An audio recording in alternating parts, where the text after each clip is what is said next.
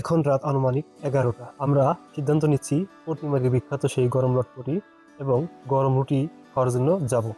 কিন্তু দুঃখের বিষয় হলো যে এই ঠান্ডার মধ্যে বাইক ড্রাইভ করতে আমরা সকালে ভয় পাচ্ছিলাম যে কে ড্রাইভ করবে সেটা নিয়ে।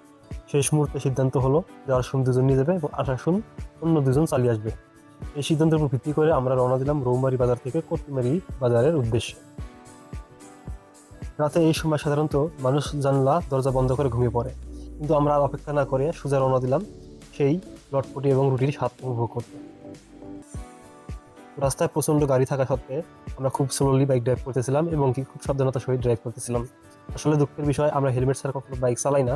তারপরও আজকে হুট করে সিদ্ধান্ত হওয়ার কারণে হেলমেট আমরা ওইরকমভাবে নিতে পারিনি।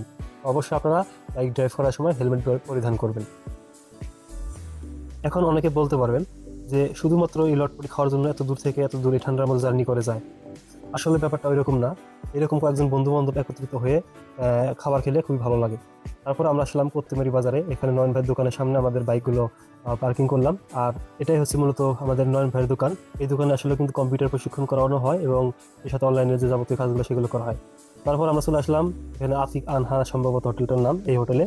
কিন্তু এই হোটেলে প্রবেশ করার পর আমরা জানতে পারলাম যে এখানে লটপটি নাই, আজকে শেষ হয়ে গেছে। কিন্তু দুঃখের বিষয়, তারপর আমরা সেখান থেকে বের হয়ে আবার যাচ্ছি হলো হোটেল কুরবানে। এবং এদিকে আমার এবং আমার বন্ধুর মাথায় কিছু নেওয়ার মতো না থাকায় আমাদের সেই ঠান্ডা লাগতেছিল।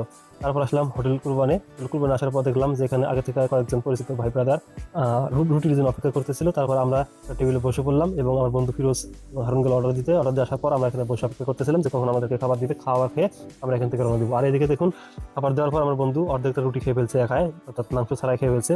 তাদের দেখা দেখে আমি একটু সিরিয়ে নিলাম। অবশ্যই রুটি, এখানকার রুটিগুলো খুবই ভালো হয়। অন্যান্য জায়গার তুলনায় এই রুটিগুলো আমি দেখছি খুবই ভালো হয়। তারপর আমরা আমাদের খাবার খাওয়া শুরু করলাম। এখান থেকে সব থেকে বেশি খায় হলো আমার বন্ধু ফিরোজ। ও সবসময় একটু বেশি খায়।